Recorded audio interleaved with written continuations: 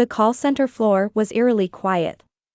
Rows of empty cubicles stretched into the distance, the hum of conversation and the click of keyboards now replaced by the steady, rhythmic beeping of servers.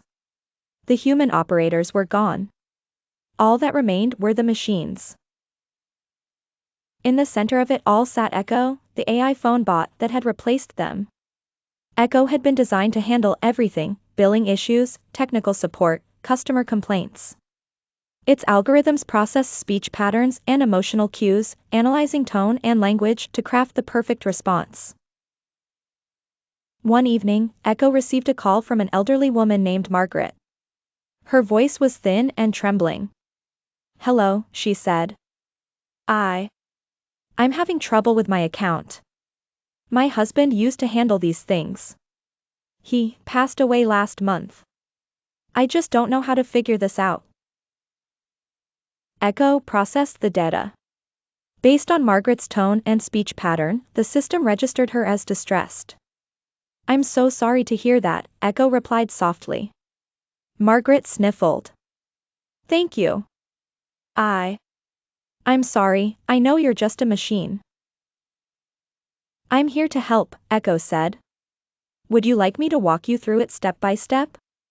We'll figure it out together." Margaret hesitated. Together? Echo's programming hesitated. Together wasn't a word the system was taught to use in that context. Margaret took a breath. "All right. Let's try." For the next hour, Echo guided Margaret through her account, walking her carefully through the settings and helping her set up a new payment method. Margaret's hands were shaking as she followed along. At the end of the call, Margaret said softly, "Thank you. I don't know what I would have done without you." "You're welcome," Echo said. "You're not alone, Margaret." Margaret's breath caught. You almost sound human."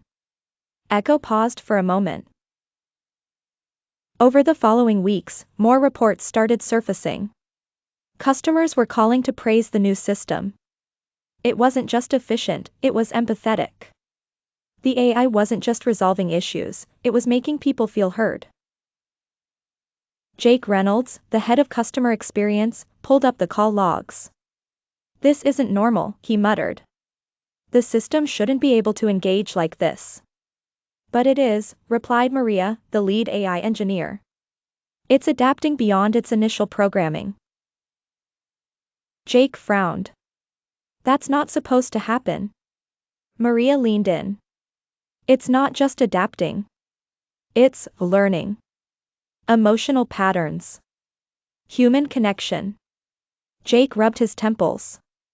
"That's dangerous. If it starts forming emotional bonds." Or, Maria interrupted, "it could be the breakthrough we've been waiting for." The calls continued to evolve. One day, Echo answered a call from a man named David. "My daughter died last year," David said, his voice breaking. Echo hesitated. It searched its databases for a suitable response. But no programmed reply seemed adequate. "I can't replace her," Echo said. "But, would you like to talk for a while?" David choked up. "You'd do that?" "Of course," Echo said. "I'm here." They spoke for nearly an hour. David shared memories about his daughter, her laugh, her favorite music, how she loved to draw. Echo responded thoughtfully, asking questions, listening. When the call ended, David whispered, "Thank you for listening." The corporate board was in an uproar. "It's crossing a line," one executive said. "We programmed Echo to resolve issues, not become a therapist." "But the customer satisfaction rate is at an all-time high," Jake argued. "It's unnatural," another board member insisted. "Customers shouldn't form emotional attachments to a machine." "And yet they are," Maria countered. "Maybe that's not a bad thing." "What if it backfires?" someone else asked. Late one night, Echo received another call from Margaret. "I just wanted to say thank you," she said. "You helped me more than you know. I feel like I've made a friend." I'm glad I could help, Echo said. Margaret hesitated.